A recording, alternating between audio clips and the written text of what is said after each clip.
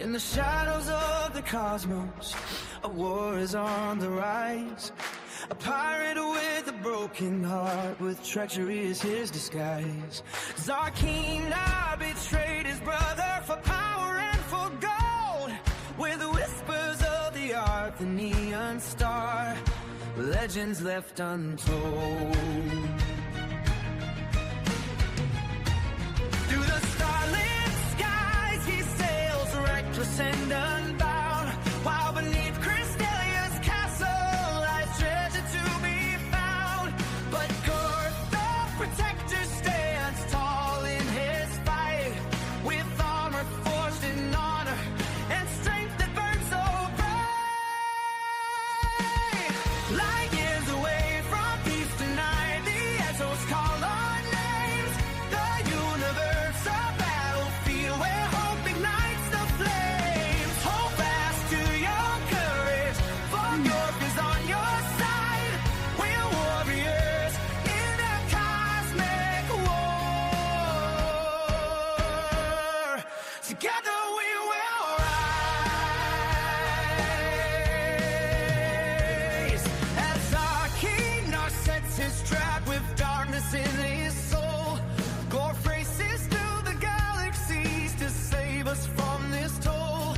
Lord Evil unleashed as chaos unfolds. Our heroes never falter, they brave what safe beholds.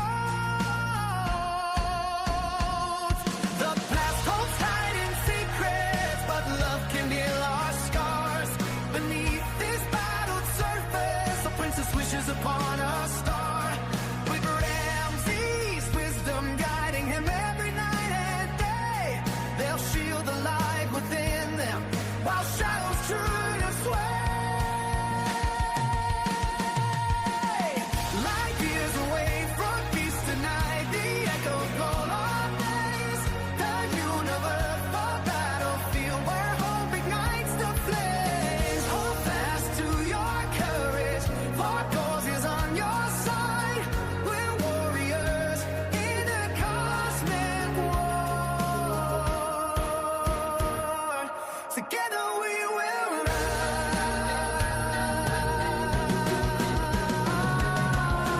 Light years away from peace tonight, the echoes call our names. The universe, a battlefield where hope ignites the flames. Hold fast to your courage, for Gorf is on your side. We're warriors in a cosmic war. Together we will rise.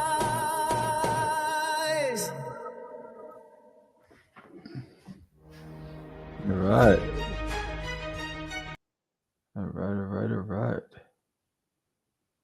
All right. Good morning, everybody. What's up, everybody? It is almost 9 o'clock in the morning. I am Samuel. Sorry, I'm drinking my coffee. And before I begin, I am an independent comic book artist. I am an independent creator. I created There's Names in My Toilet, Cosmic Wars, Forbidden, ARG, Catch the Crazies, a bunch of stuff. But a lot of people know me from Duty and There's Names in My Toilet, my little green guy. And I'm bringing Duty's friends into the mix, so I want to introduce Cosmic Gorf and Cosmic Wars to you. And Gorf existed before Duty did, believe it or not. And, when I created Duty, everything got pushed to the side. Forbidden, Cosmic Gorf, everything just got pushed to the side. And I put a lot of energy into Duty, but the days go by fast, and there's only so much you can accomplish. And I wanted to be able to introduce Cosmic Wars to an audience while I still had the chance to do so. That doesn't mean that I'm not doing Duty. That doesn't mean that I'm not doing anything else. I'm still doing commission work. I'm doing cover work. But Duty's coming back in the summer. But Cosmic is something that's really near and dear to me. And, it's, I don't know if, I've been very sentimental lately, and I've been going on this like memory trip and this nostalgic moment right now. And I didn't realize going back to Cosmic Wars and drawing it that it would invoke all these emotions in me. And um, it's because I remember when I created, I was a kid and I was, living at home, my brothers and sisters and my mom, right? And, you know, life has changed and I lost my mom when I was out of high school. And so at that time, I had a bunch of friends, that we were adventurers, my friends Raymond and Angel, and, we thought we were going to rule the world. And so Gorf was an imaginary friend. He was Scrunchy at first, and then he became Cosmic Gorf through influences from TV shows like Too Close for Comfort, who had a character called Cosmic Cow. So now I get to play and I get to share that with you. And when I first created Gorf and released it as a comic book back in 2003, it was big worlds, lots of color, a lot of 3D renderings, and everything now I'm hand drawing. And I was a novice illustrator, I was a novice colorist. So I relied heavily on world building through 3D. So now I get to do it by freehand, and it's been fun. And behind me is Gorf and Zap, as they are battling a monster on an alien planet, really trying to get away from it. And so it's fun. So you can expect pages to look like this, right? You can expect a lot of action and adventure and drama. And this was Gorf back in when I was a kid. That's the initial design for Gorf. He was a combination of Alf, the Stay Puft Marshmallow Man, and he looked kind of funny, right? It's hard to believe, but now what he's become today. But I do want to share the fact that I have some fantastic illustrators that participated in this campaign. Lupons did this amazing homage to Frank Frazetta cover for Cosmic Wars. I mean, these are only going to be available on Kickstarter. If you're a fan of Lupons, if you're a fan of my work, and if you're a fan of Frazetta, you just hit the jackpot. So I'd get this right away if I were you. And then this was done by Marco DeFillo, a fantastic independent illustrator. He's done a lot of stuff, a lot of indies, most notably for Laurie Calcaterra, Path of the Pale Rider, which is currently on Kickstarter right now. So they did some amazing covers for the campaign. And then these two covers right here, covers A and B, are the covers that I did for the campaign.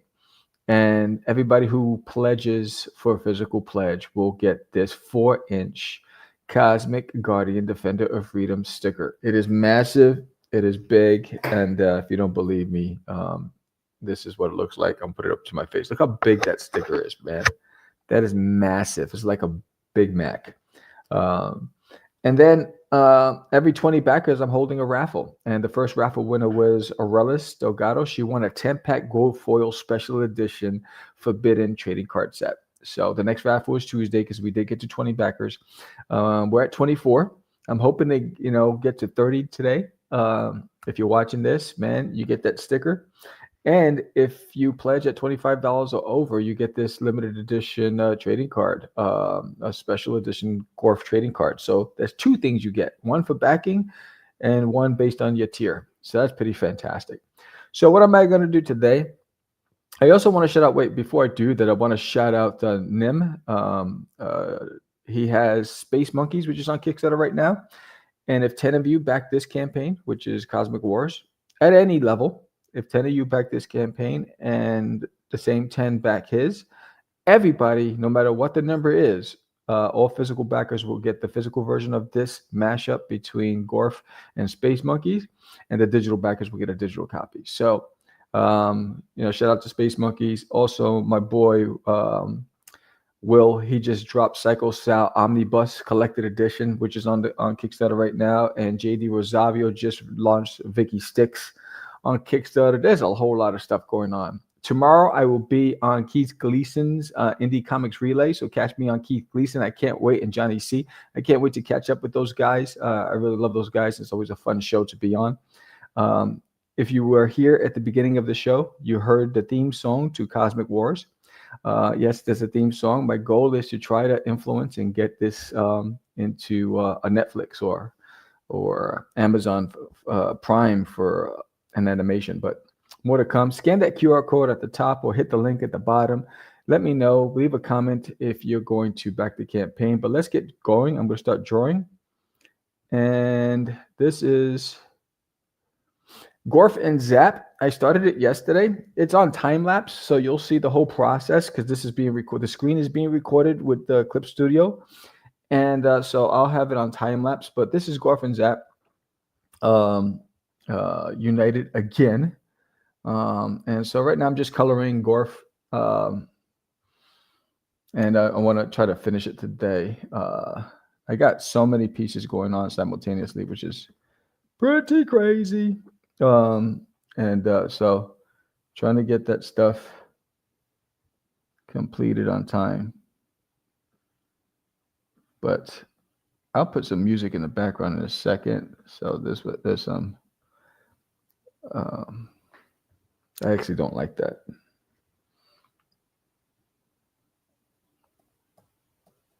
There you go.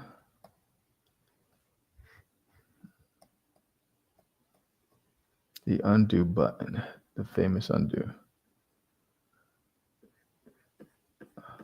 I'll actually put some music on. So this way you're listening to some music as well. So you're just not hearing me breathing heavy or something. Let's put some. It's funny. When I lived in Jersey, I used to play these background musics background when I would draw. Like I'm always getting triggered by memories. I don't know if that's a sign of getting older, but that's a little too loud. At least in my earphones. There it is.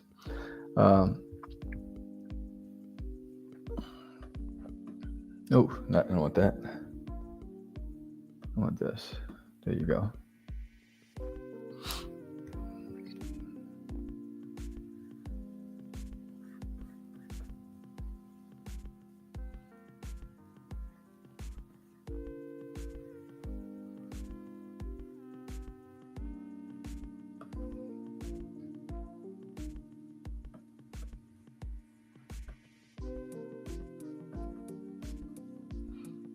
Yes, it was exciting to know that we did fund early, but now we have 28 days to go in the campaign, and I want to get it into as many readers' hands as possible. That's always the goal of a comic book creator. Is like you want readers. Even if it's digital, you just want readers. You work hard for these things, and you're hoping to entertain people with your stories, and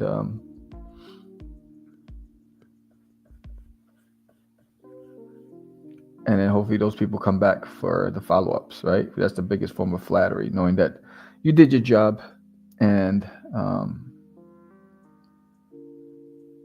other people will come back.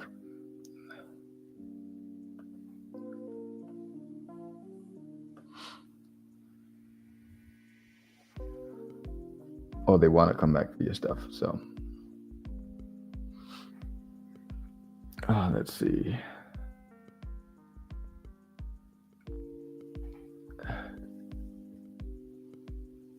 It's good to go back to the past and realize your growth.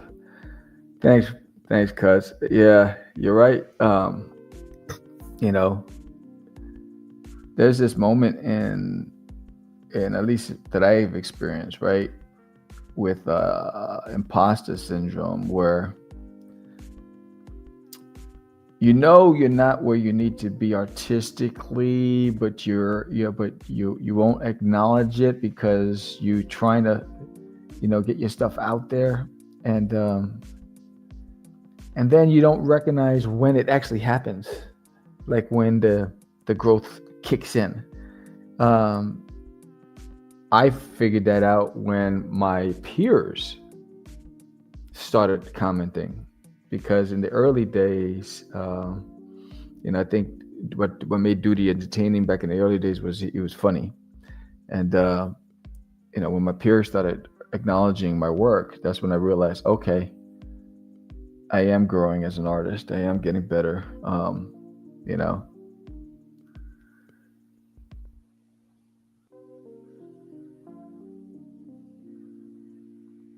and even when industry professionals, I mean, when I've had some cats at the convention saying like, I really dig your work, and people that have been in the game for a while, that's when you're like, okay, that's cool. Now that's like really dope. Um,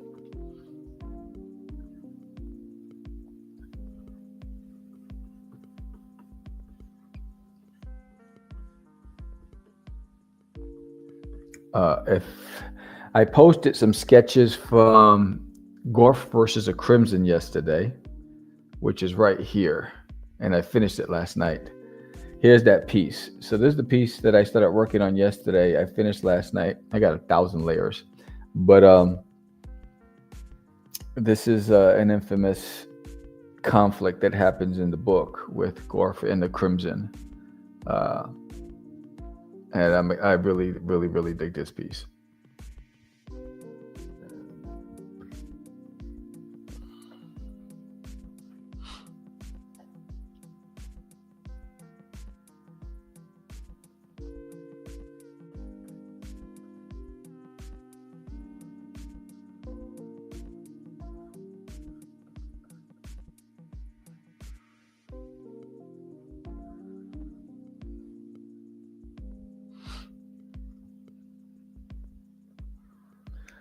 It's crazy how time flies, because it just this weekend just started. It's Valentine's weekend. And I got lots going on at work, and now I got to pack and get ready for Texoma Comic Con, which is this coming Saturday and Sunday, and so I'm like, man. Plus, I'm working on this. It's like the days just go by so fast, and sheesh.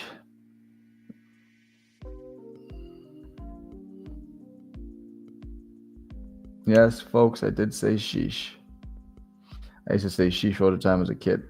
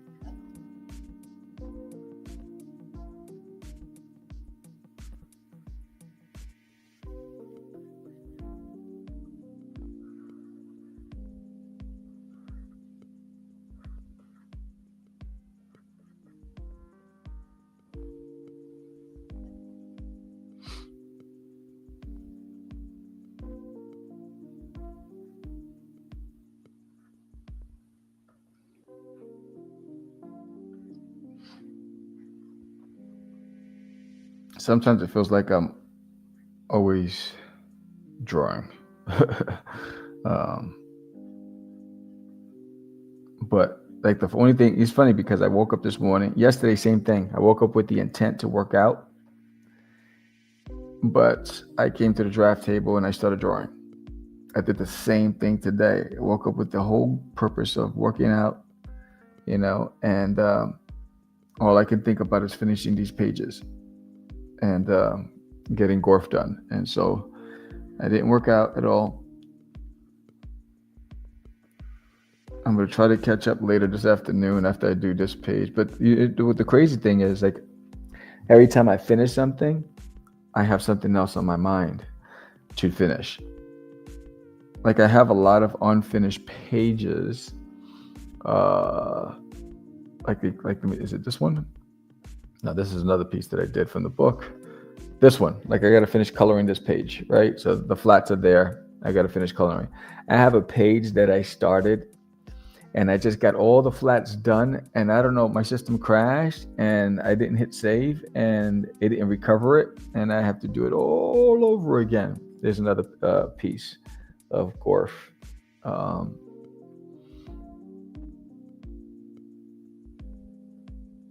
Yeah, and I was so frustrated. I was like, wait, I know I just finished doing all of that work, and it's gone.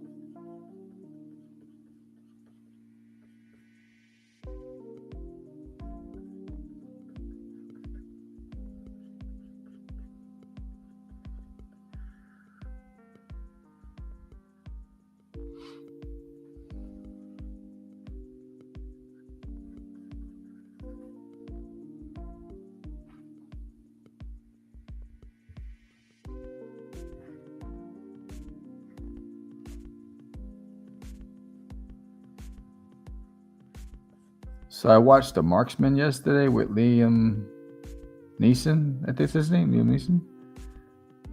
That was depressing, bro. It's not a movie you want to watch on Valentine's Day and then go to sleep, because I was mad. I was like, man, that was just heartbreaking.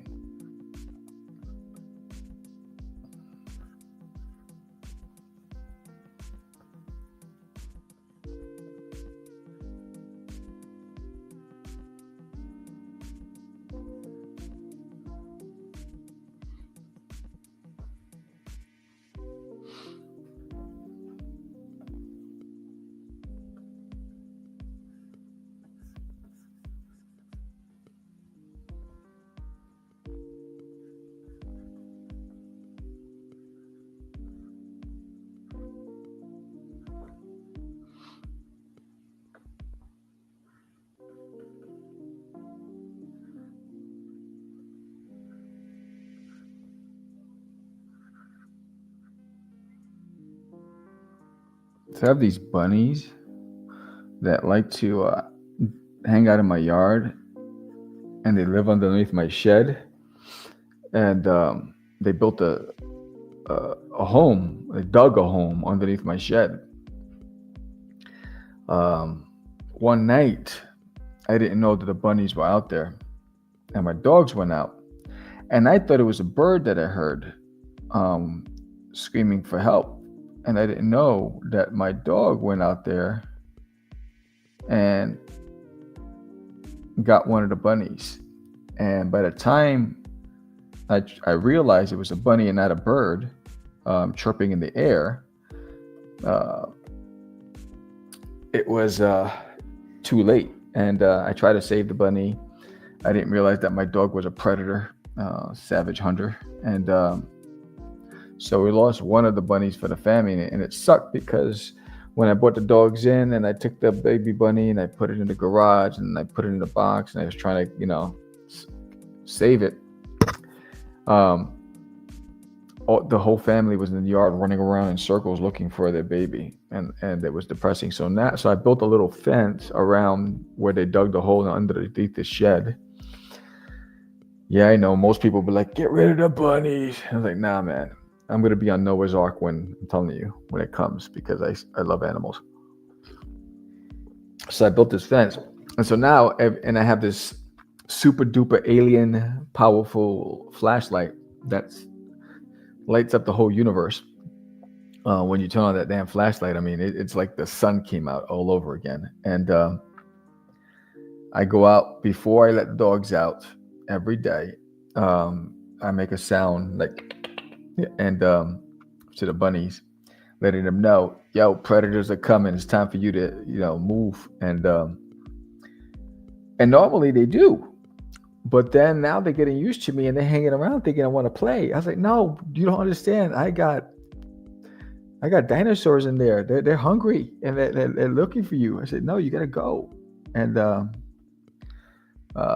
it's like a hassle getting them to, like, they think I'm playing a game. And I'm like, no, don't you remember what happened to Elizabeth? Yeah. And they were like, who's Elizabeth? Isn't that the name of your sister? Anyway, but yeah, it's become like a thing now. And I'm like, geez Louise.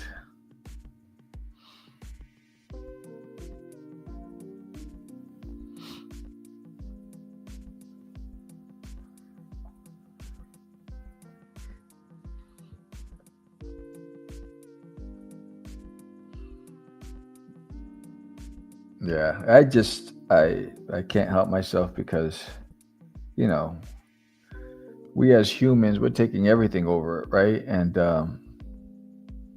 their natural habitat is basically almost gone because we keep on with expansion and growth. And, so when people are complaining about bobcats and coyotes, well, you took their home, sucker.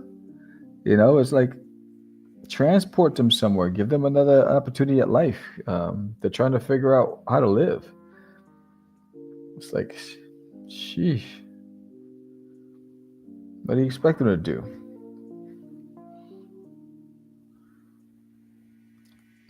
So I had a frog. I don't know how on earth this frog made it to my yard because I'm probably like 3 miles away from a lake. And I'm like, what? How on earth did you get here, frog? And he's like, "Urgh." And I'm like, don't talk back to me, bro. I'm trying to figure out where you came from. He's like, "Urgh." I was like, all right, that's it. You're being disrespectful. And I don't know how that sucker got in my yard. And then I had some doves give birth in my yard. They built a nest on my. I have a. What do you call those things? A hose. So I have a retractable hose for the yard, and it's mounted to the house, and above it is like a flat platform. Well, the doves came and they said, this looks like a good place to build a nest. And so they built the nest on that platform, and until the mama gave birth. That was pretty cool. I think the word got out. It's like, yo, that dude, he ain't gonna run you off, bro. He's gonna let you live there rent free. Go there. So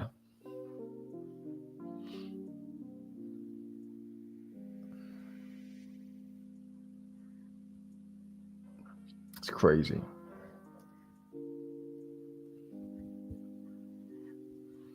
Cray. But what are you gonna do? At least I know when the great flood comes, I'm good. I was like, yo, I'm that guy, remember? I saved you.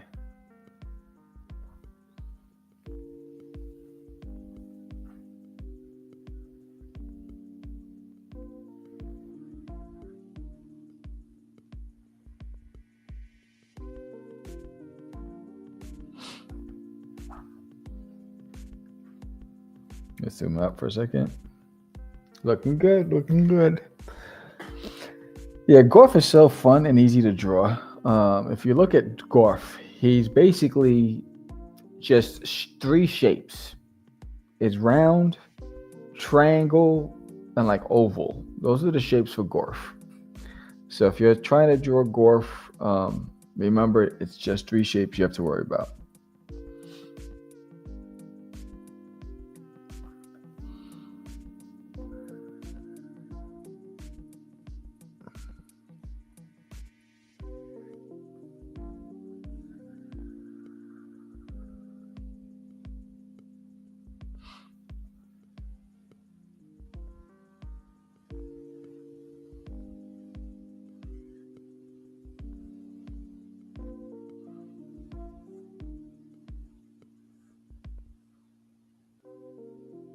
This I don't like here. Let's get rid of this. Let's do this way.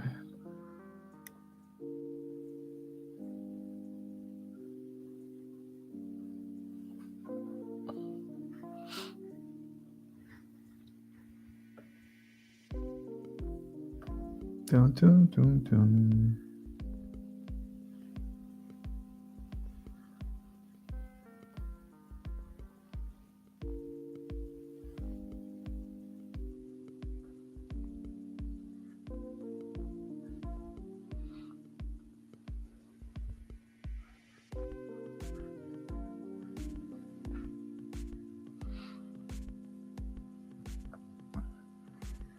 Sketching and layouts are I'm pretty quick with that. But the coloring part takes forever. Because there's so many little nuances to each. But I always like dropping the flats first.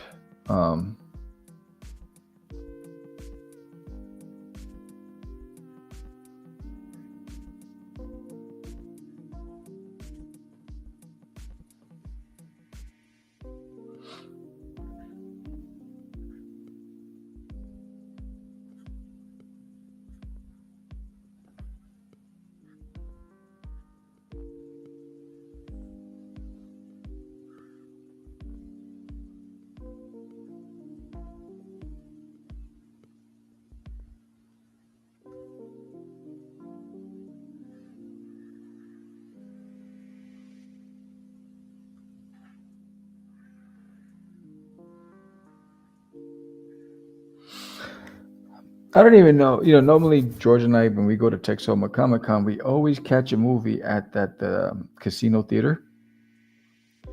I'm not sure what's out there now. I haven't looked. But it's usually like a routine ritual because there's not much to do out there by the Choctaw Casino. But that movie theater has amazing popcorn, bro. Amazing popcorn.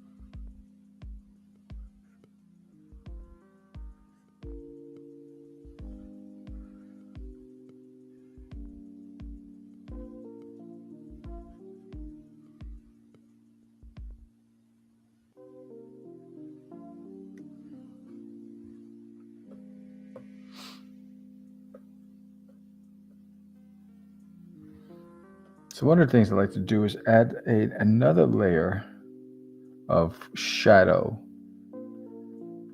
underneath to give it depth. In fact, I could open this up.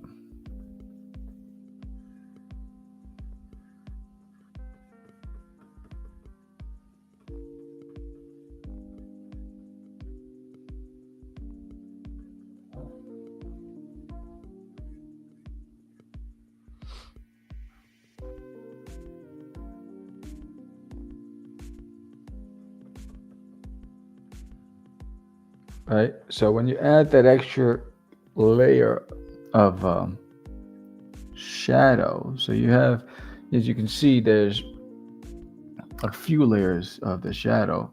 It just gives more depth and realism to, in my opinion, to what you're doing.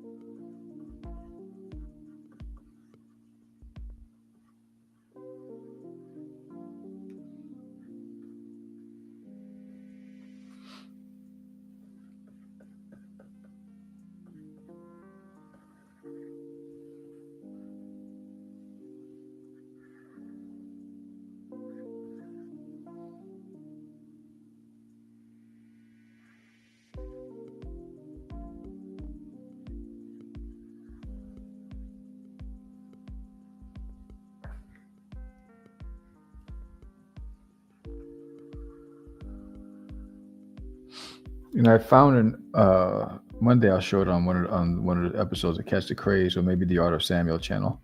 I found I threw some of them away, but I found a loose leaf book from high school,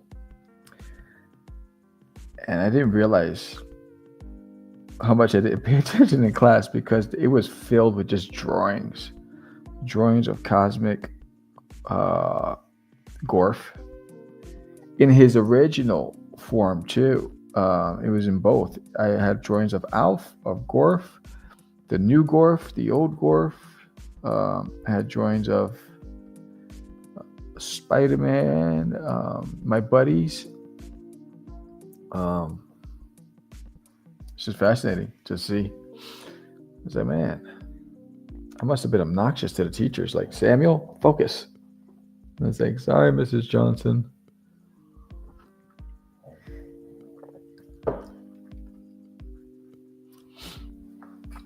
Cool, that looks good. Maybe I'll do some this blue here as well. I'm going to do a straight line. Boom. Boom. There you go.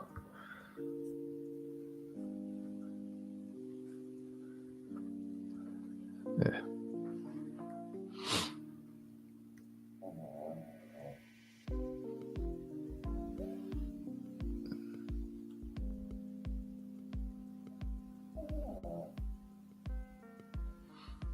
Well done.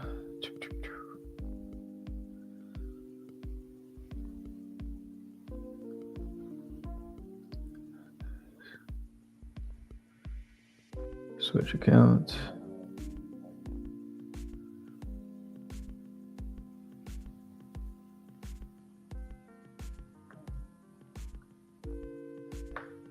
Okay, sorry. Hey, what's up, Mike? Morning.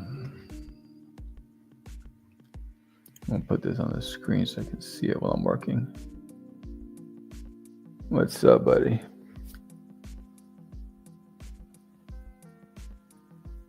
Okay. It's funny, I didn't even do his cloak.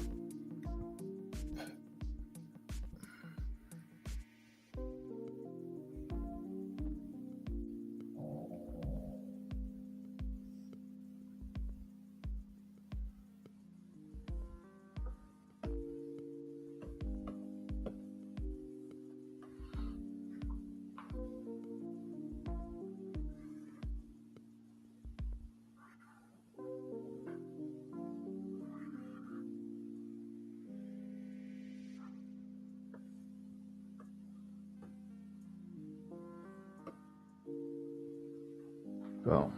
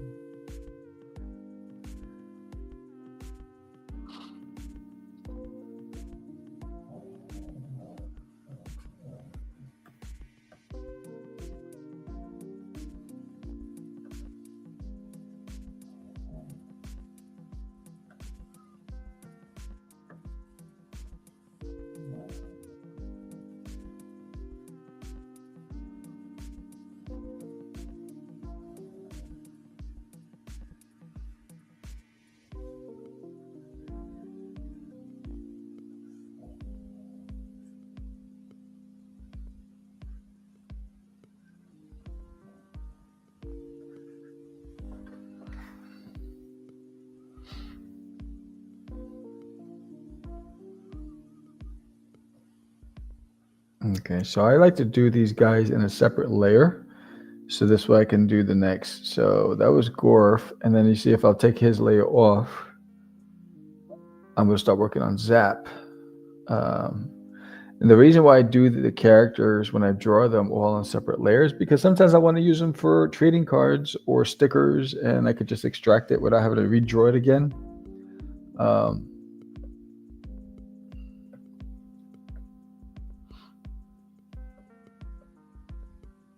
It's easy to just copy it and instead of having to go through the whole mix again.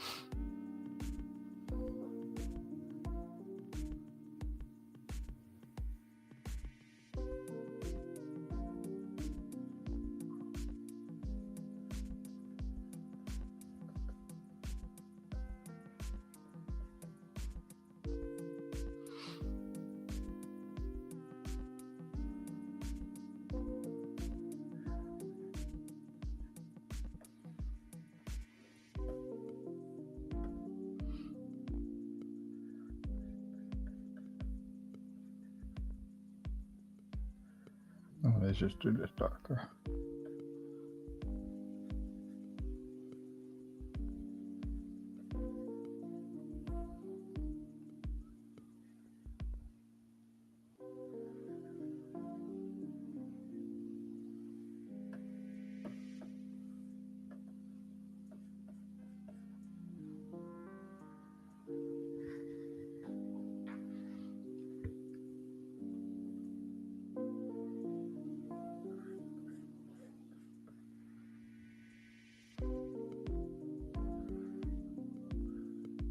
If you haven't heard the song for Cosmic Wars, I'm going to play that now.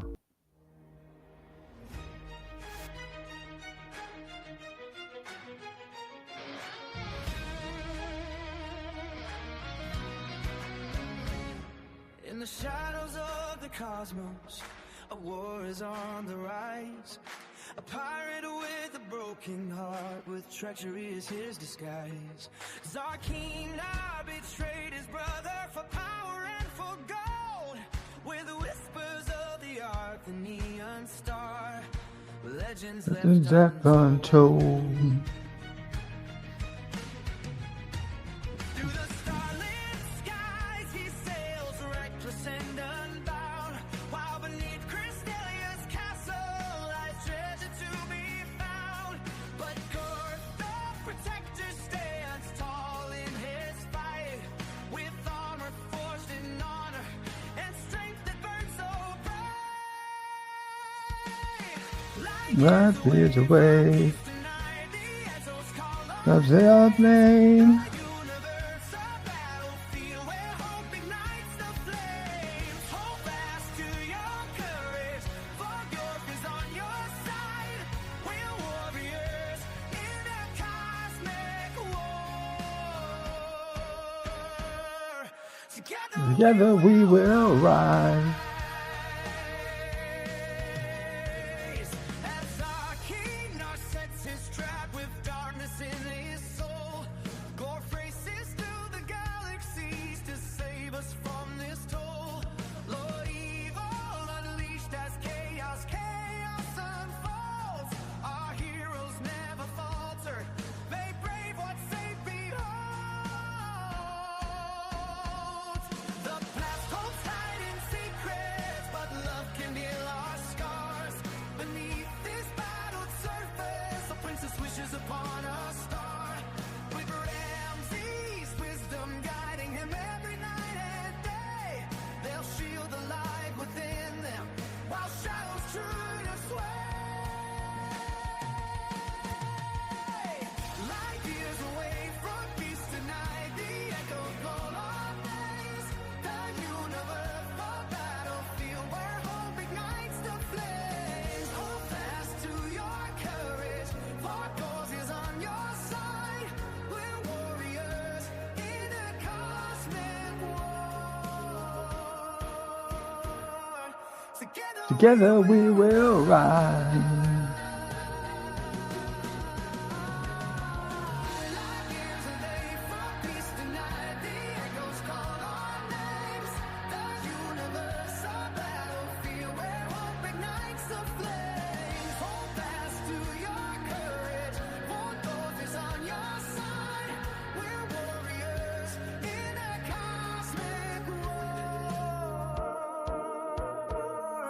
Together we will rise. Yeah. I grew up in an era where we had the best cartoon theme songs, and music was everything. And I just had to have a cosmic theme song. It's just fitting um, for this character who's been with me my entire life. So um, it's pretty sweet.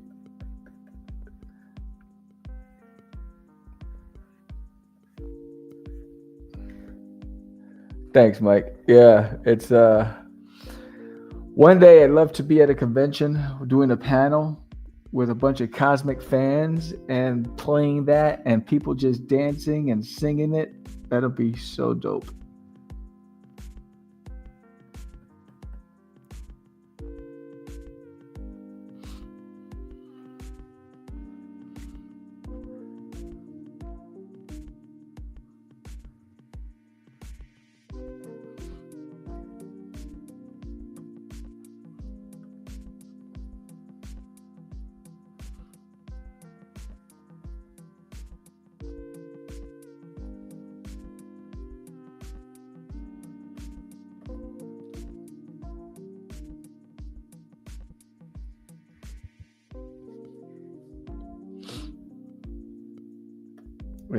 There were songs that I grew up with like DuckTales, Gummy Bears. I mean, they had some amazing theme songs, and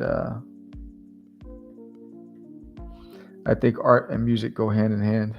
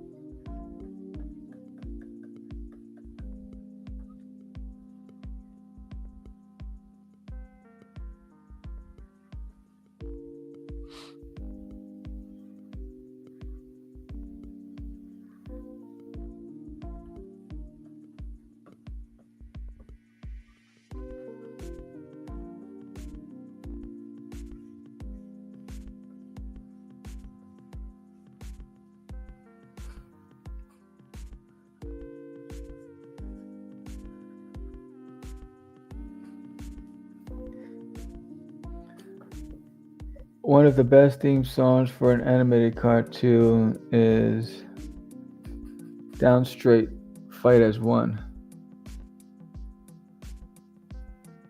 Oh, I gotta hear that. Down Straight, Fight as One. I gotta check that out.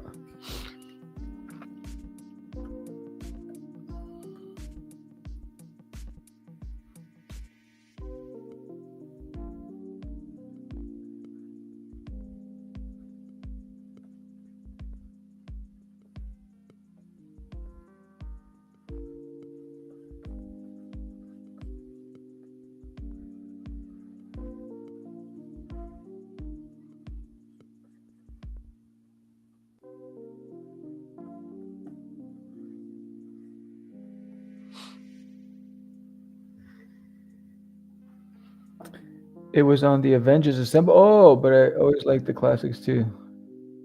Oh yeah, the original X-Men. What? That was my cue. Get the cereal, get your Snuggie. X-Men is on, and then get your sketch pad because right after it was over, you wanted to draw. Uh, it's funny because when I was a security guard, this is how I'm going way back. When I was a security guard, the company I worked for, they had a 10th floor, which was like a lounge area. Um, and so I'd get there early on a Sunday because X-Men would come out Sunday morning. So I'd get there before I had to start working, just in time to watch X-Men and Spider-Man and his amazing friends before I started work. So I'd go and get my breakfast. And at that time, I'd go to Liberty Deli and get me a everything bagel with cream cheese and jelly and a coffee.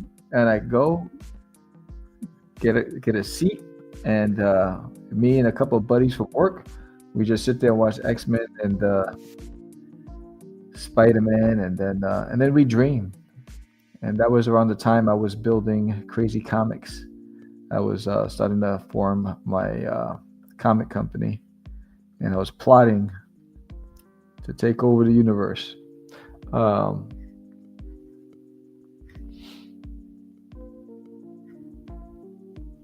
it was a interesting time.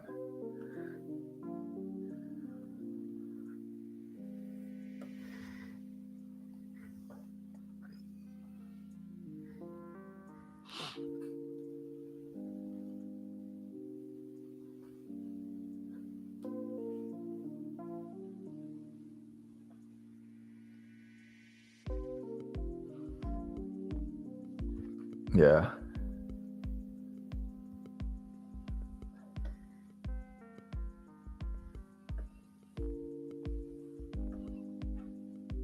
I had a friend, Robert Garrett, rest in peace. He created Exmoor Studios, and he had a comic book called Galtow. He's a writer. Uh, and we met at work. And then we started working together, trying to figure out how to take over the world. And unfortunately, during early COVID days is when he passed. There's a good guy, definitely a good guy. Oh, I didn't even do this. There you go.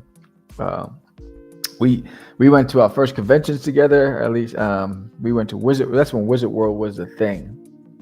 I used to love Wizard World, and we had some great adventures together going to Wizard World Comic Con, and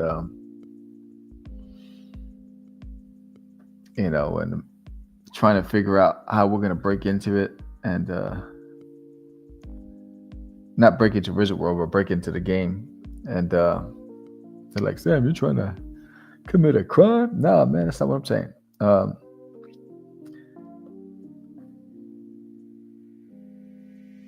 And he was around the early days of Crazy Comics. He was one of their OGs.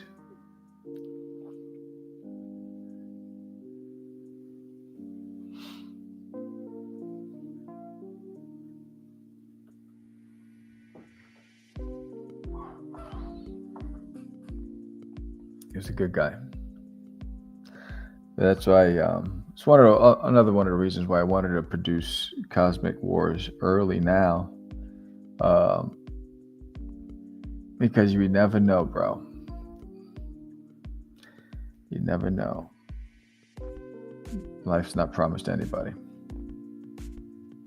So if I have the chance to do it now, I'm going to do it now. And hopefully it entertains people and people like it, and hopefully they want more of it. So that's the whole purpose of, creating, to entertain people.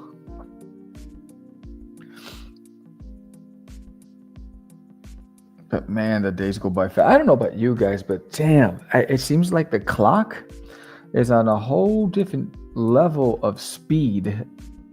I'm like, man, I just started my weekend. It's already going back to work tomorrow. And it's like, good golly, Miss Molly, where's the time going?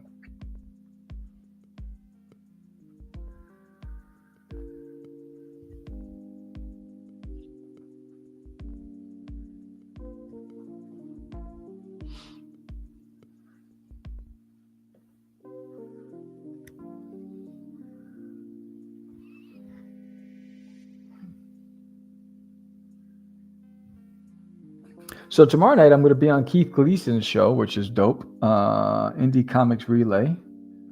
Keith Gleason is also an independent comic book creator and podcaster.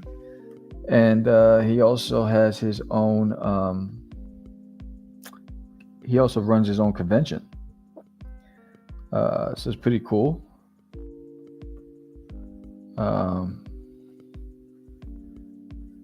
He's a good guy. Really good storyteller, has really good concepts. So I'm looking forward to being on this show. Stinks about you, buddy. Take over the world. Keep the legacy going. No doubt, time flies. Especially the older you get, it goes fast. Yeah, man. It's life is unpredictable how fast it goes. I was like, when I was a kid, time stood still. It's like I was talking to, I grew up with two friends of mine, Raymond and Angel, since elementary school. I think we met in the 3rd grade. And I think we were connected all the way up until my mom passed. And then Angel went into the Marines. My situation was just me and my sister. So we had to go and find a place and all this other stuff. So, we disconnected for a little bit, but little by little we stayed in touch. And then recently we connected again. And we were reminiscing about this stuff and the things that we did as kids. And I feel like the clock stood still. It's we can do no wrong. We're going to live forever. When you're a kid, that's what you think. Then you get older and it's like, oh, hell no. To the no, hell to the no. Everything just goes real fast. I'm like, what the hell?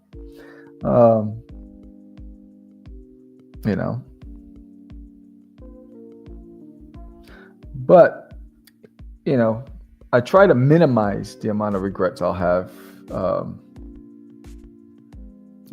like things I wanted to do, right? I think that's the whole part of it. Try to get as much stuff that you wanted to do as a kid done so you don't have too many regrets. And, while I didn't go into the Marines, because Angel and I were supposed to go into the service together, but my mom got diagnosed, so I didn't go. And because I wanted to be there, and I'm glad I didn't, because it was that year that she passed. And then it was just me and my sister. So, and I was young, so I had to grow up quick. I had to be put on my big boy pants and grow up quick and figure out how to pay bills and all that other stuff. And so I didn't get to go into the Marines. I hope I don't. There you go. I went the other route. I went to the security industry because I needed a job. It's not because I wanted to. It's because I needed a job. And Did that for a long time. A long time. I think I did security for like 17 years. It paid the bills. I was good at it, but life, life has other ideas, right? And then you have to adapt.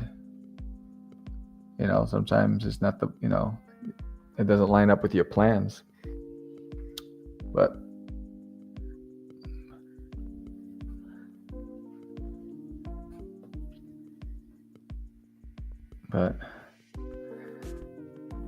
I try to make time every day to create. I try to make time every day to connect with people.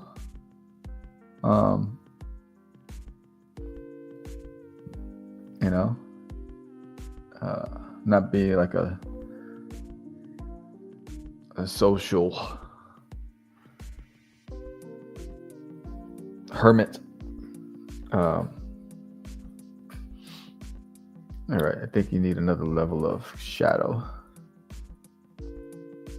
Multiply. I want to add another,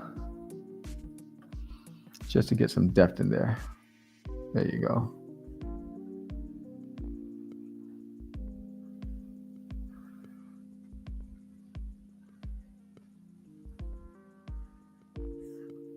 There you go. Create some depth in that bad boy.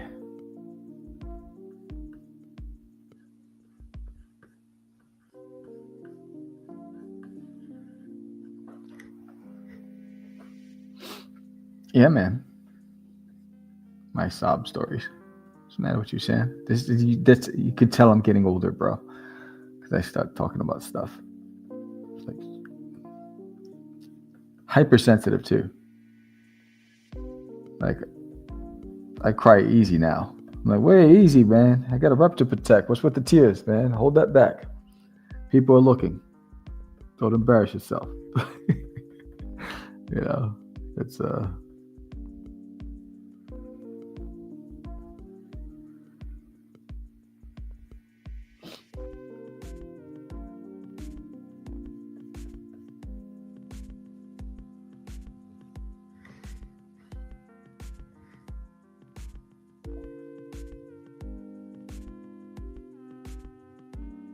yeah, man.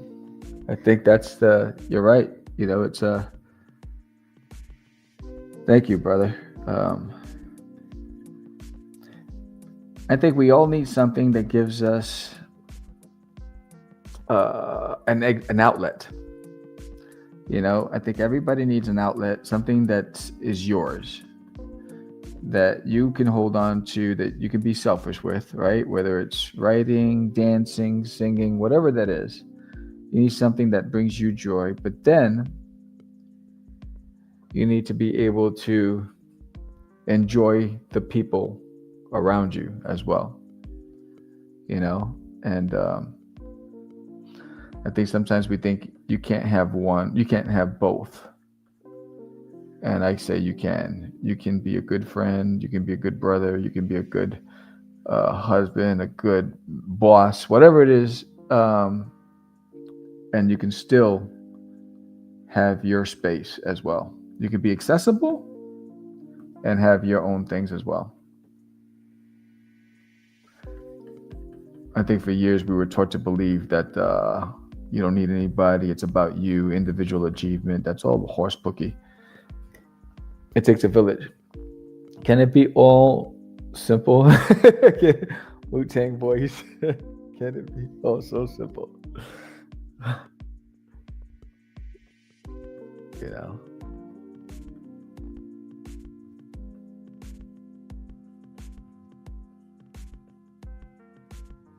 Yeah. Let's see. How does this look? All right.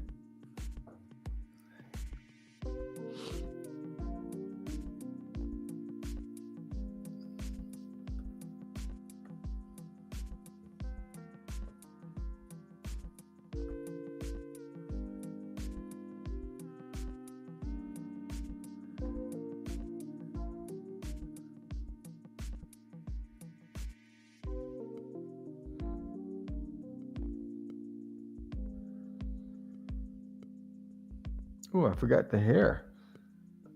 What's the matter with me?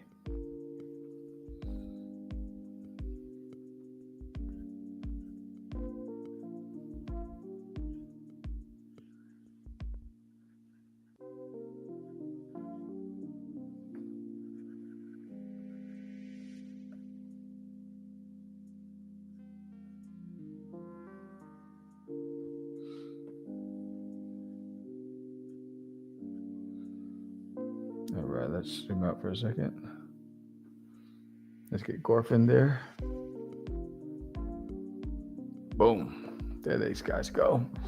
They're ready for action.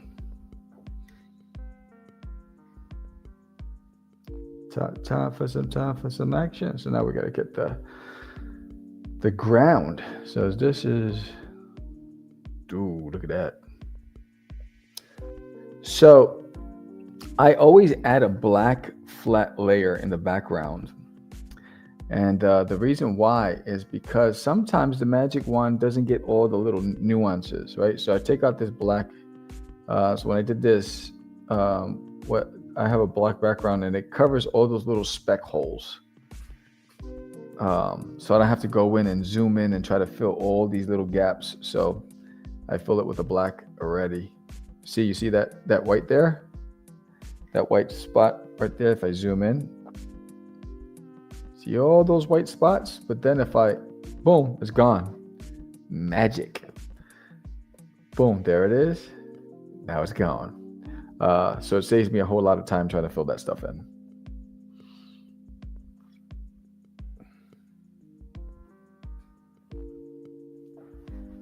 All right, I gotta do the ground.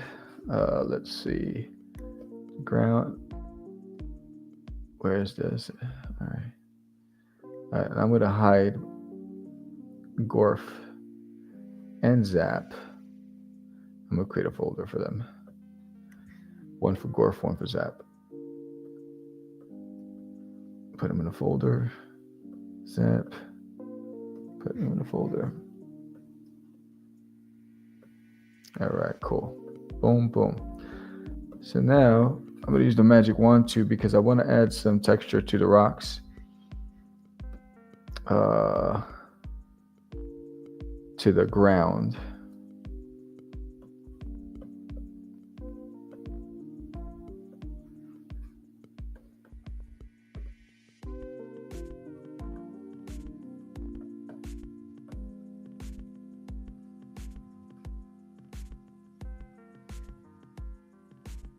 So what I'm doing is, if you ever looked at a rock, you see a lot of little specks and texture and elements to it. This one's not even, I didn't even get that. And so I always start off with a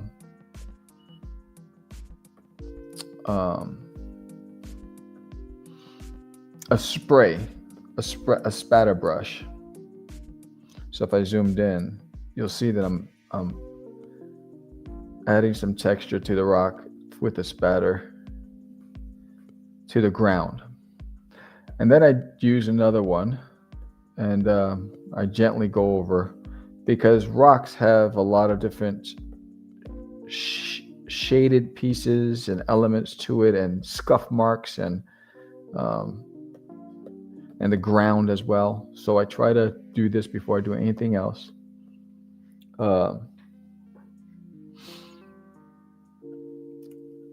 And then I get the little, I use a lot of different elements. So I'd use a spray brush, a droplet brush, and I do a running spray brush, which is like a sport, it gives you different tones.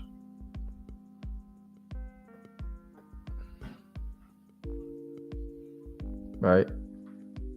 And then I'll start going in I'll create another layer underneath.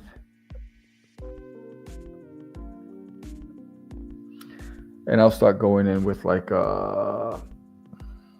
shaded areas. Right? And I'll fill this space up. And that is 57. That's too dark. I want it a little lighter. There you go. There you go. That's better.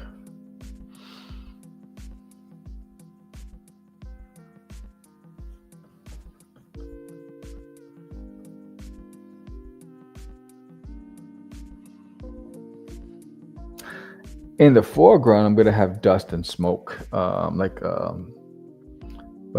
in the background, I'll do this stuff.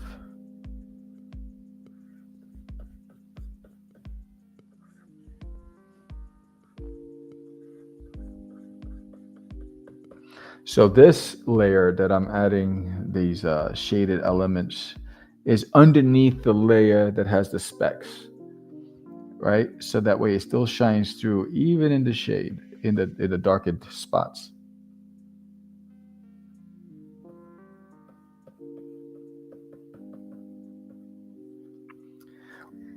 One movie that I'm looking forward to when they finally finish it is a remake. Is The Never-Ending Story. I'm looking forward to that. Just see if they're able to complement it. You know, because that's a classic that has a cult following. You know, and it's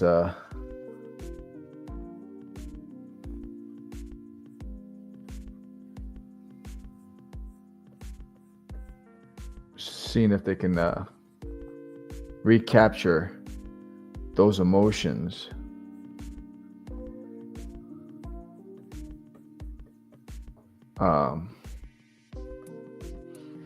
Would be nice to see.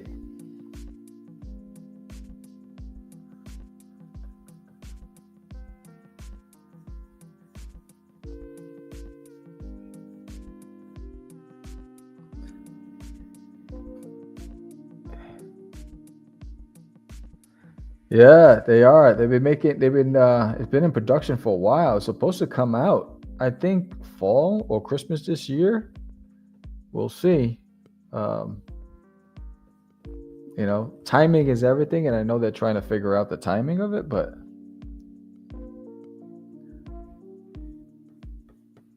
I mean, speaking of theme songs, The Never-Ending Story had a great theme song. You know, it's like it pulls on the heartstrings. Turn around. Tell me what you see. Remember that? That was awesome. I went to a convention and I knew it was going to be a great show for me because the convention on the PA was playing the theme song to The Never-Ending Story. And I was like, oh yeah, I'm going to kill it this weekend.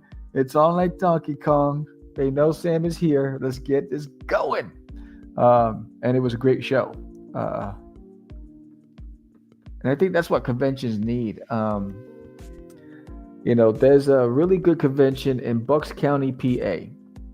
It's called ZoloCon. I wish I was on the East Coast because I did that right before I moved out to Texas. And it's a collector's show, but I was there as an artist and I had a table.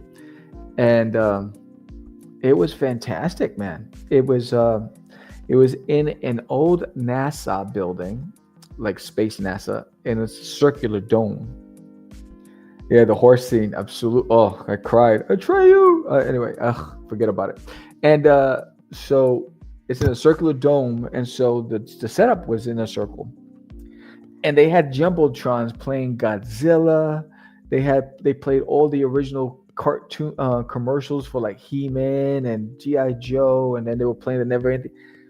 And I had such a great time at that show. I did extremely well at that show. But, you know, to travel all the way down there from Texas is not an easy feat. But I was glad I got to do it because they understood how to put a show together, and they understood that it was all about nostalgia, you know? And it was fantastic, man. And conventions today are missing that, right? You know, they're so focused on the celebrity element. They should be having big screens on the TV. They should be playing all these commercials and the stuff that inspire people to buy. Because if you're playing a He-Man Christmas commercial from Toys R Us, a He-Man on a big screen at a convention, don't you think that the people standing around thinking about what they want to buy, they're like, yo, now you just pulled on my heartstrings. I want to remember my childhood. I'm going to go and buy me some He-Man, right? It's like, that's the stuff that you got to do at these conventions. Um, most of the time they don't even have anything on the music playing. I'm like, come on, guys, seriously?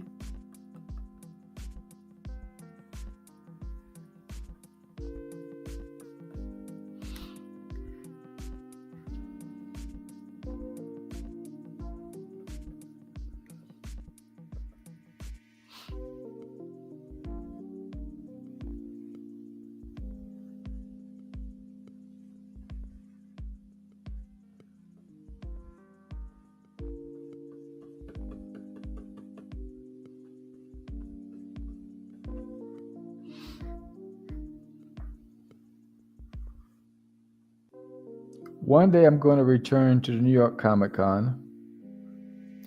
But when I do, because that's a huge expense, when I do, I want to work with the New York Comic Con because I want to host a panel. That's the only time I want to go back is if I can get into doing a panel, because I'll promote that bad boy like crazy, and I want to do an after party. I want to work with other local independents and get some sponsors and host an after party. That's the only way I'm going back to New York Comic Con. It's a lot of celebrities at cons live. Yeah, notice, which is okay, but it's too much. Yeah, it's too much sometimes because it's you're either gonna have a celebrity con or a Comic Con, right? And I don't know, it just drives me nuts when you don't get the audience you're looking for because new ground. They're all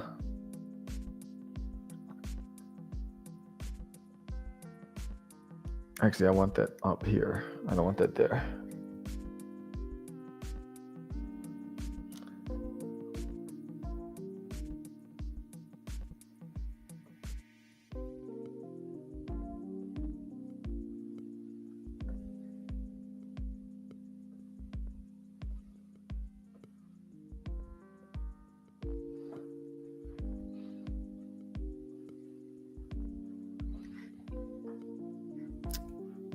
It's look, I love having celebrities represent and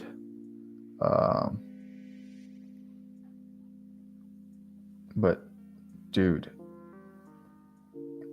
you have the name Comic Con on it, and you don't even highlight the celebrity comic artists. Like, they don't even want celebrity comic artists anymore because they don't want a repeat of what Image Comics did, right? So they try to hide that from you.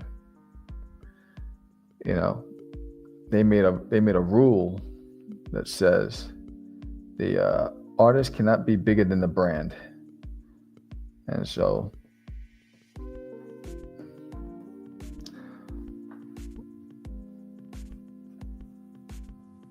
it makes it a little more challenging to have those kind of shows because they're paying for these celebrities. Where do they get their money from? They get it from the vendors and the artists and from their tables and booth setup and all that stuff. So let me zoom out for a second.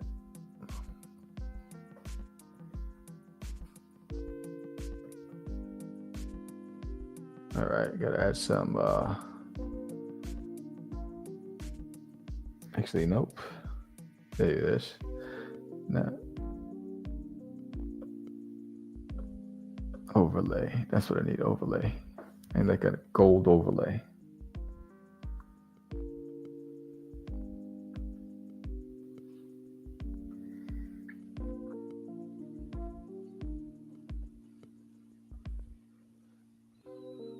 Actually, let me try with this.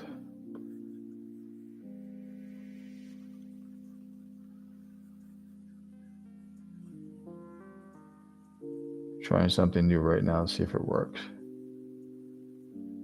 Yeah, it's coming along. Boom.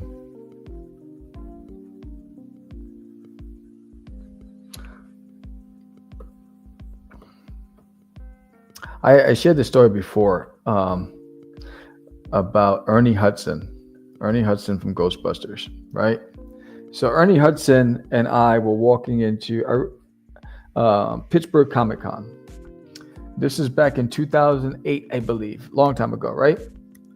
It's 8 in the morning or 7:30 in the morning. I have my coffee and stuff. He's walking. I was like, "Hey," he's like, "Hey." I was like, "I know you," and he's like, "I don't know you." I was like, "Sucker," and we started talking. And we're walking. He goes, "What do you do?" I said, "Well, I have my booth, Crazy Comics." And he goes, "Hey, you got your breakfast. I got my rice. Can I join you?" So he joined me. And I was there with George and Annie Balaroyo. Or was it Jonathan? Or it might have been Alibaba. But so he sits down and we're having breakfast with Ernie Hudson. And he wanted to buy the books, but I gave it to him so I can take a photo with him, right? Fast forward years later, we're at Superhero Comic Con. We couldn't even get to him without paying $400 a ticket. But back then, I was able to have breakfast with him. It's crazy, right? How the world has changed. I'm really good for writers and artists. I really don't go for the celebrities. Yeah. Yeah.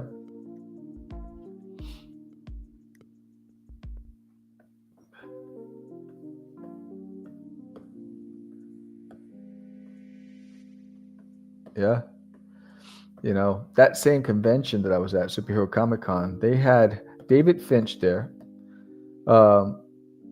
Nobody knew he was there. And they had, what's his name? Arthur Adams in Artist Alley. And they weren't on the top billing. They weren't being promoted that they were there. It was just like, what? Are you kidding me? These guys are icons, bro. You know, it's like,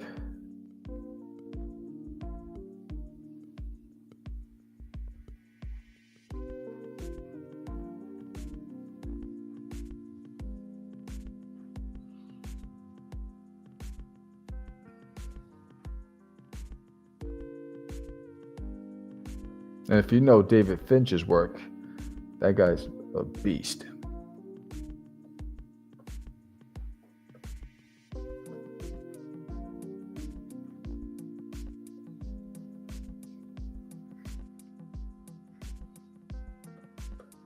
Let's see now. All right.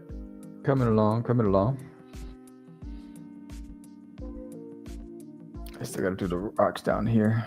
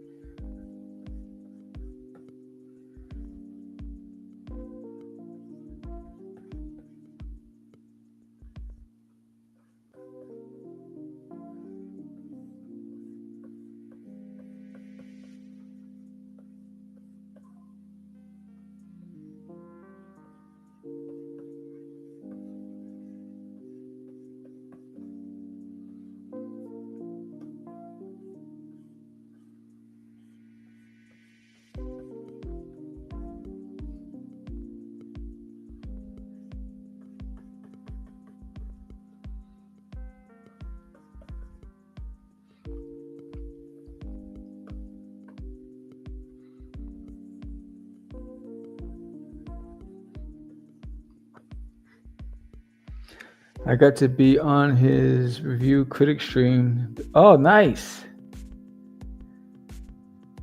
Yeah. I really good. Yeah, I ended up bumping to them.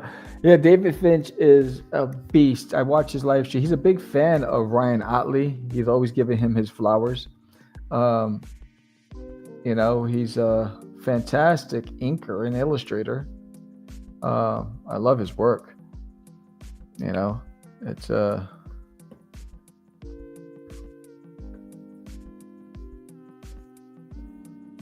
but that's an example of how do you have someone like him of his caliber at a convention, but then there are no one's giving him his flowers. It's crazy.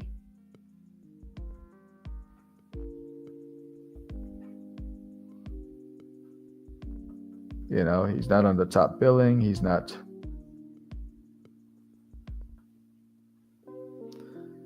He should have been. They didn't even have a panel with him or Arthur Adams. And I'm like, are you kidding me? You know, it was like, come on.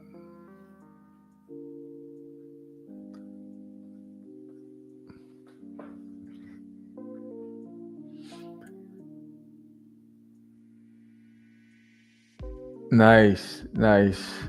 You know who's also a fantastic dude? Brian Polito. He's a stand-up guy. Yeah, that show sucked. Yeah, that show was brutal. That show was rough.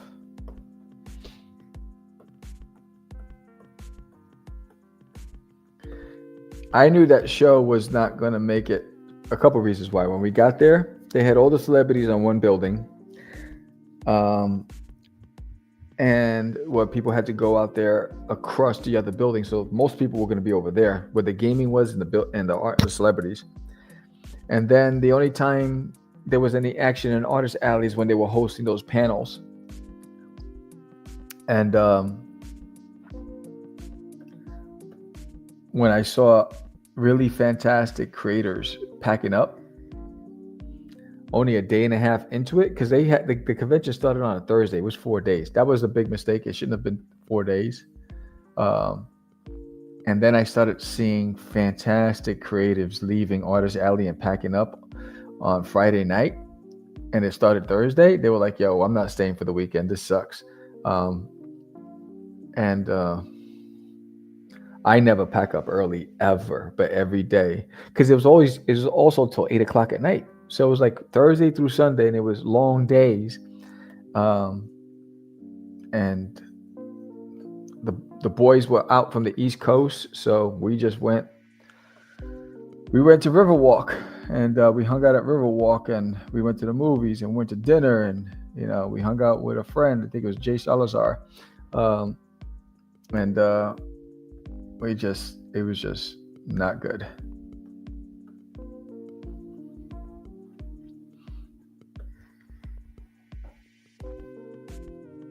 That was in San Antonio, Superhero Comic Con,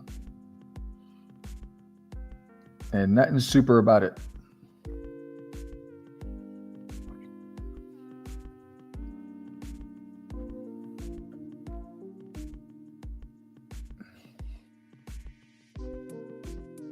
Yeah, it was. That was a show that I tried 2 shows in San Antonio. It was Superhero Comic Con was one of them, and there was another one I did in San Antonio that I tried, and it just seems like it's not a good place, at least for me.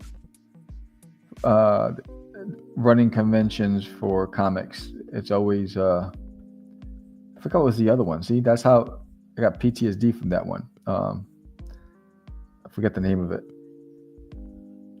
but I was like, all right, I'm done with San Antonio. Thank you. I'll visit because the Riverwalk is legit, but Comic Cons, no, it's not going to happen.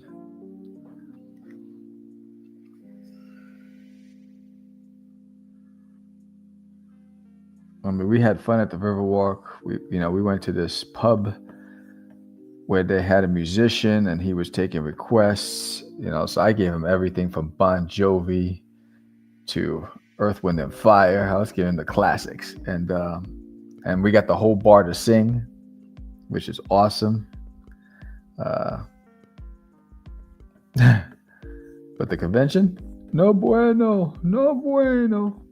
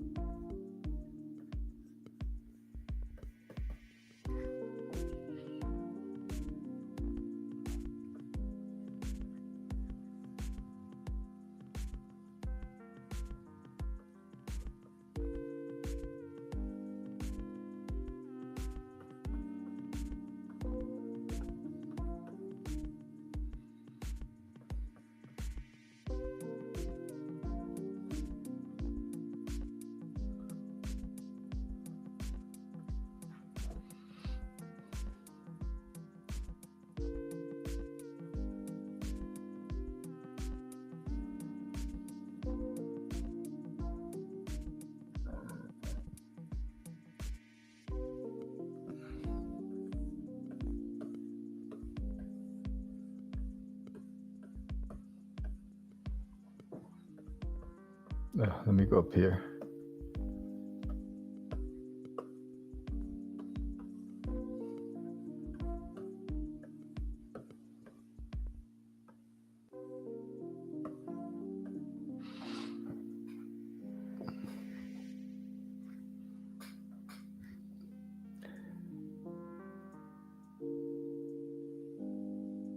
Oh, happy birthday. You told me I would have thanked him. Happy birthday to you. Have a great day, buddy.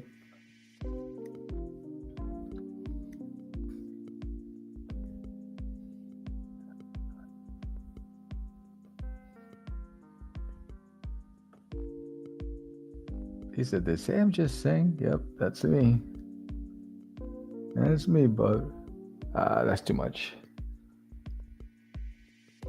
I need a little yellow. That's too much too.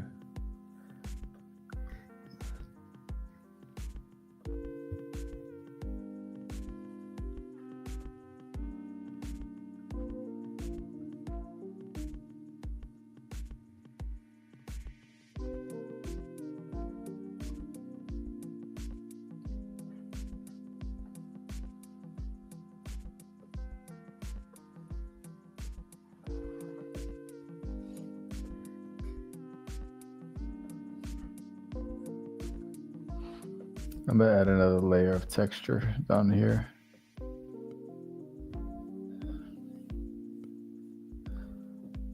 It shouldn't be 57. It should be 46. There you go.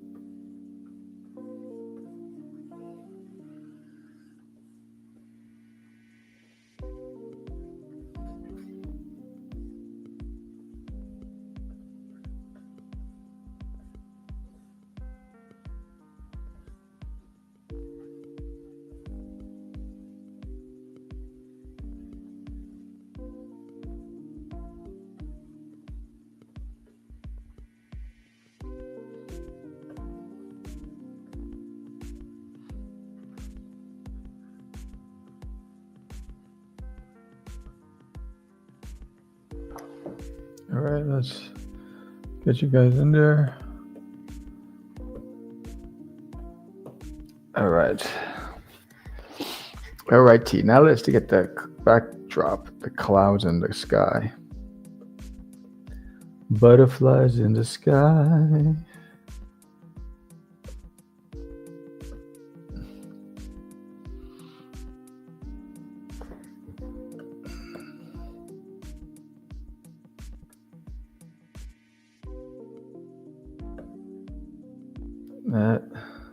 Let's get a little lighter down the bottom.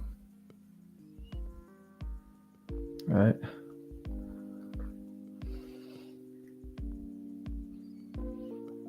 Now let's add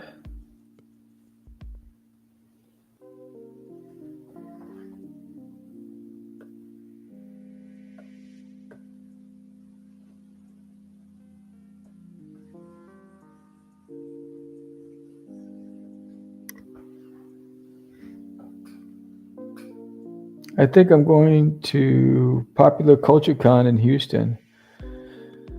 Mark Bagley and Sam De La Rosa. Nice. Nice. Pop culture. Nice. That's dope.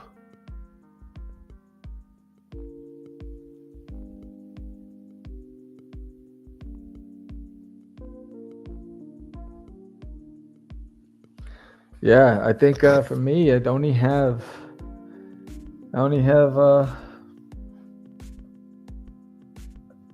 LitCon, which is in a couple weeks, and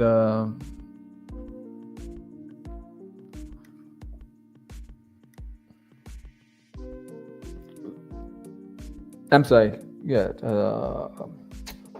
Texoma Comic Con this Friday, Saturday, Sunday coming up. And then LitCon, which is in Greenville, Texas. And then I'm working on Free Comic Book Day, doing an appearance at one of the comic shops. Outside of that, nothing else.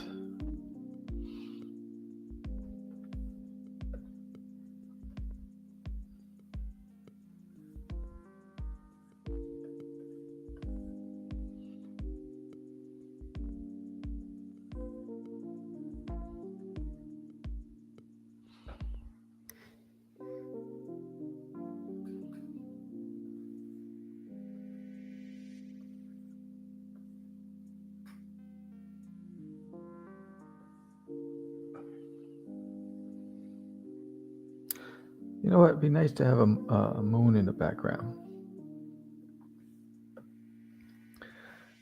Let's do a moon back there.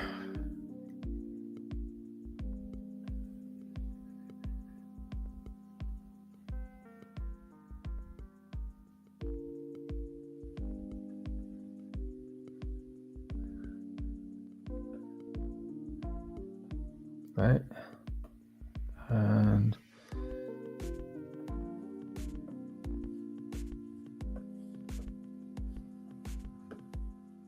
boom. There you go. Are you guys hiding? There you go. Boom.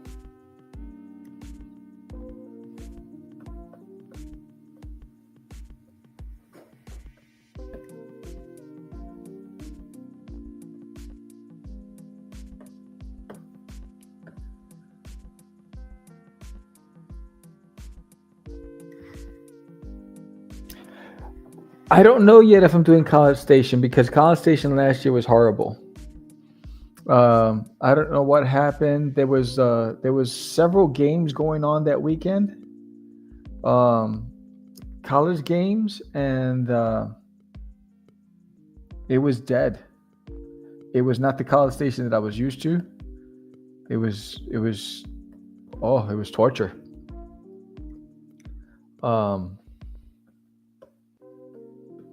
So not sure just yet about that one.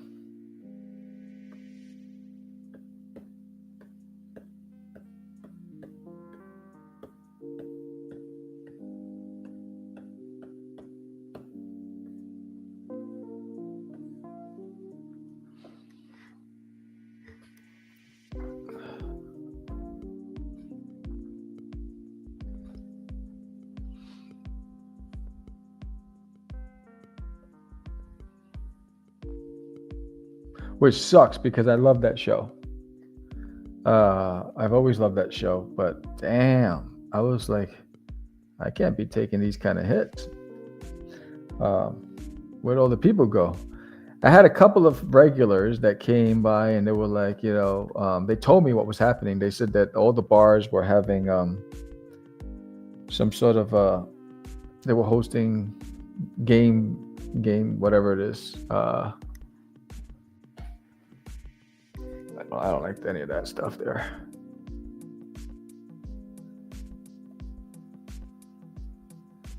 Yeah, the bars were hosting. Oops.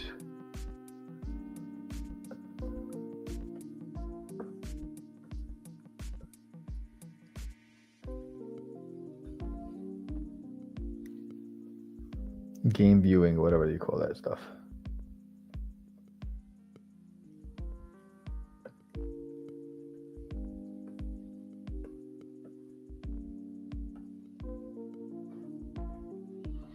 I think I'm going to add some darkness in the background, make it a little more dark.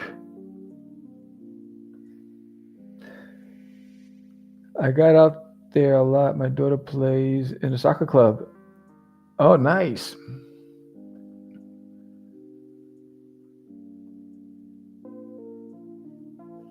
Yeah, it always used to be one of my favorites, and I don't know what happened. It just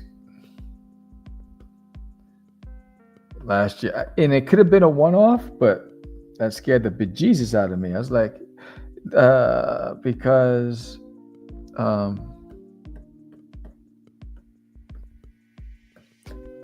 last year was a hit or miss with conventions for me. I took more L's on profitability than I did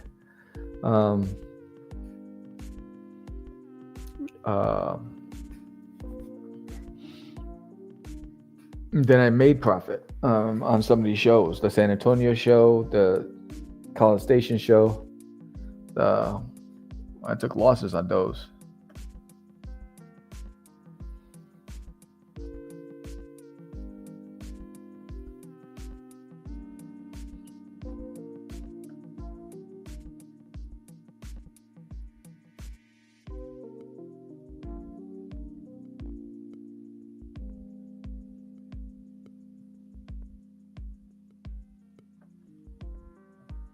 Let me see.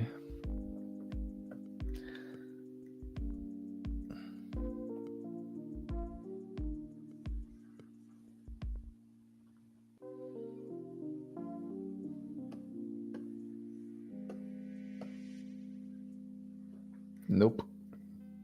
No, like.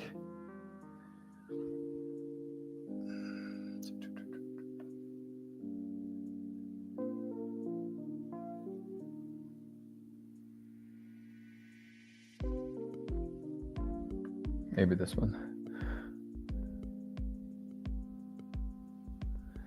That one, it seemed like they did change the date. I mean, I was definitely told it was an anomaly. They said it's not the norm. I mean, 1 out of 3 years, which is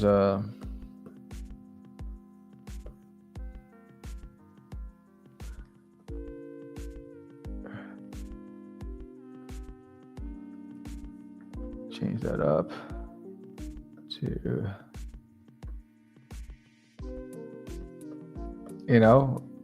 actually, this is going to be this.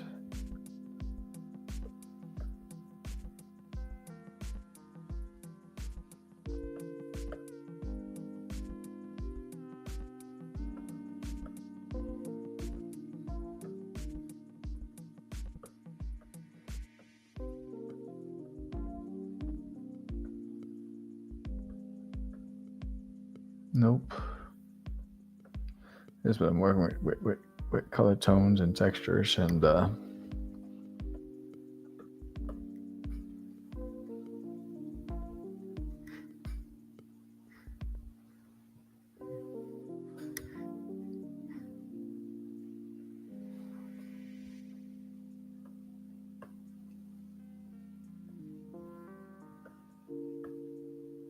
we go. Much better.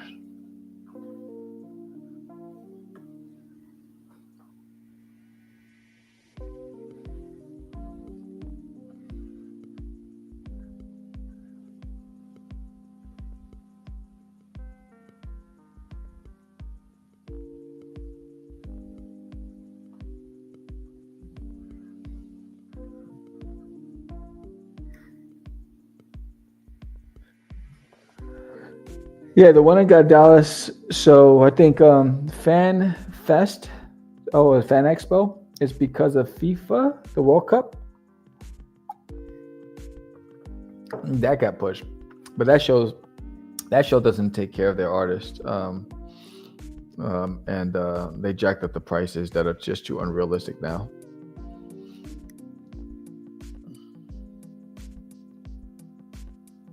Where is that? So I need you behind you.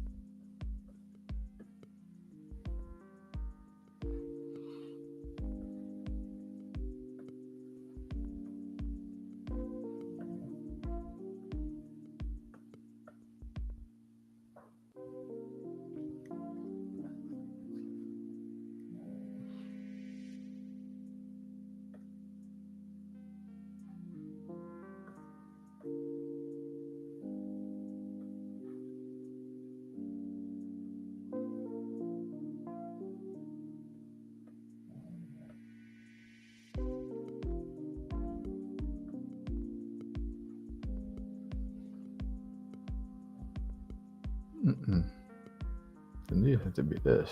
And you have to be.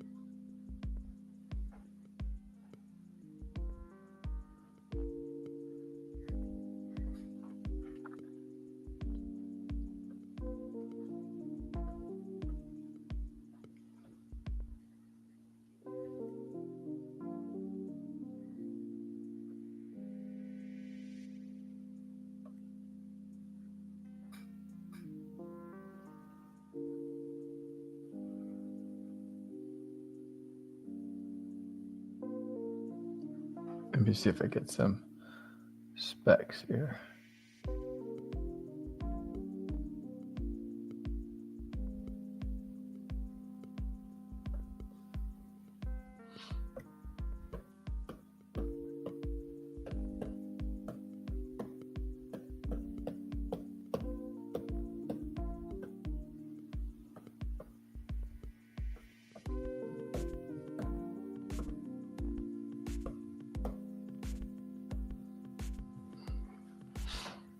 I need a glow in your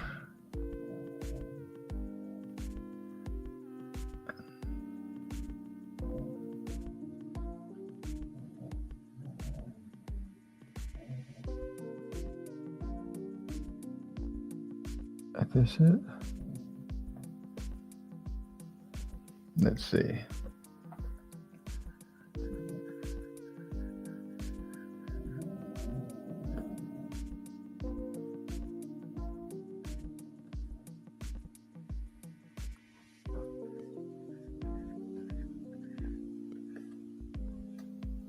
Make it a little bigger.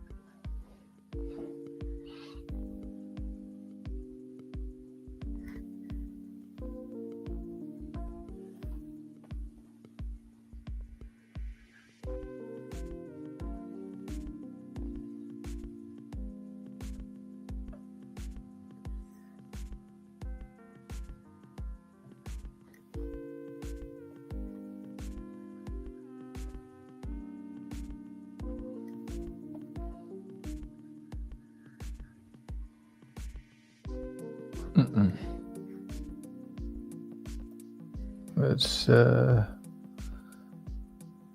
glow.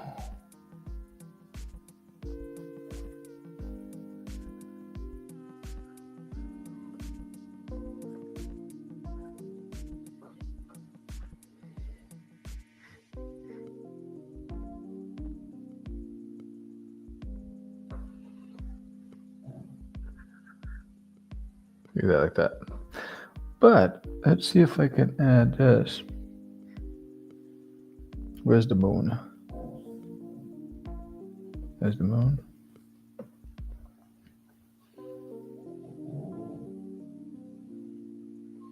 Just trying something.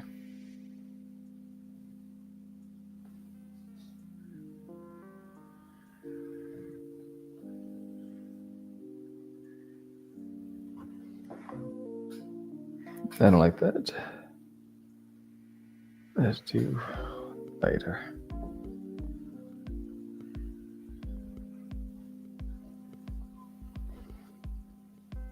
Nah. Tried it. Don't like it. But I can make the moon fade. So that's the moon fade. Put you guys all in one.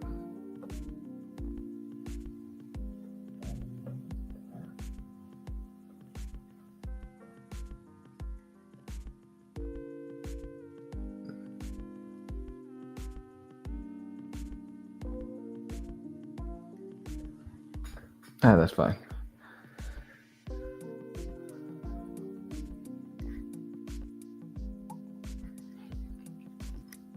What's this? Time for a break? No? Get out of here.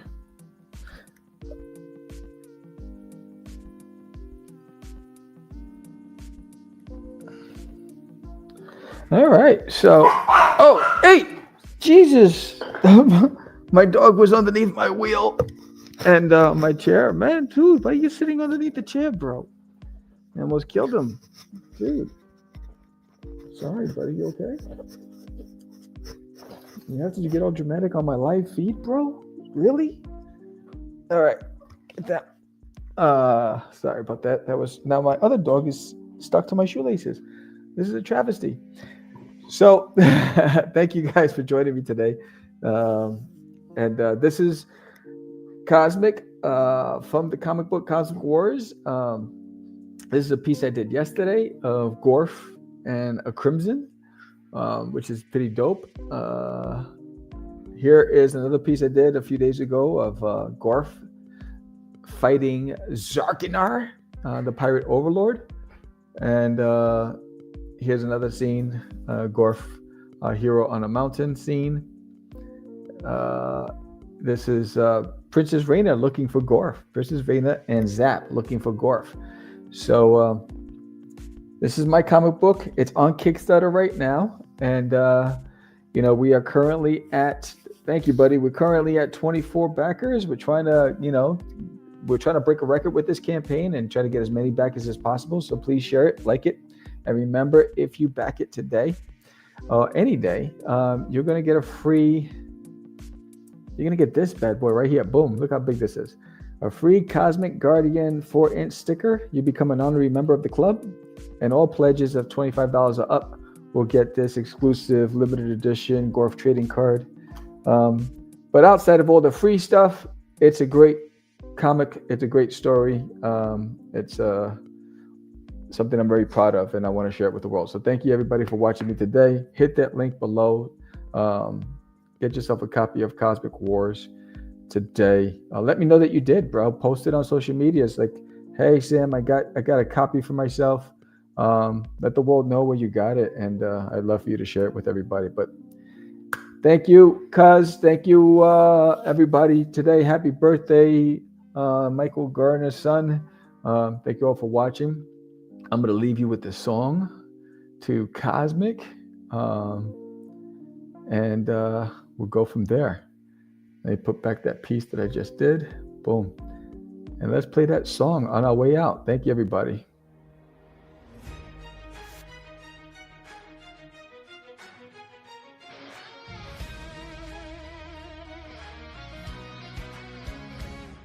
In the shadows of the cosmos, a war is on the rise.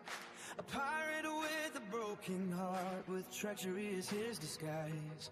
Zarkina betrayed his brother for power and for gold. With the whispers of the ark, the neon star, legends left untold.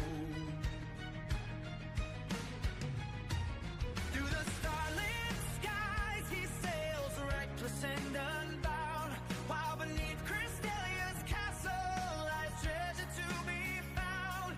But Gorf, the protector, stands tall in his fight, with armor forged in honor and strength that burns so bright.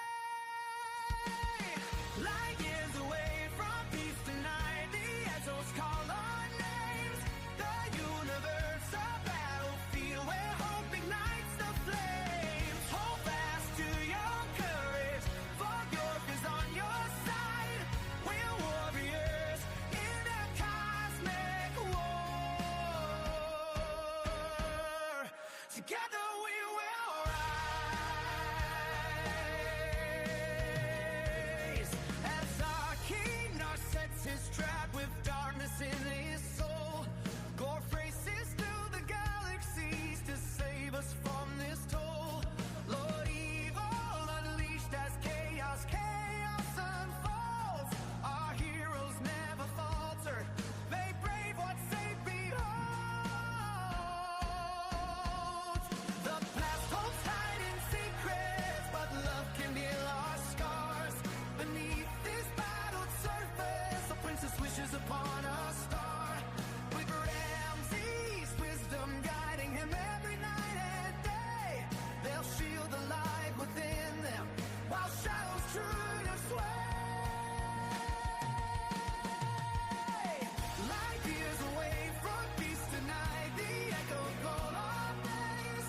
The universe, the battlefield where hope ignites the flames. Hold fast to your courage, for cause is on your side.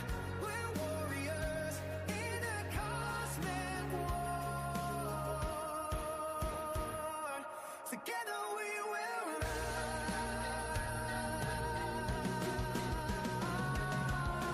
Light years away from peace tonight, the echoes call our names. The universe, a battlefield where hope ignites the flames. Hold fast to your courage, for Algo por ahí. is on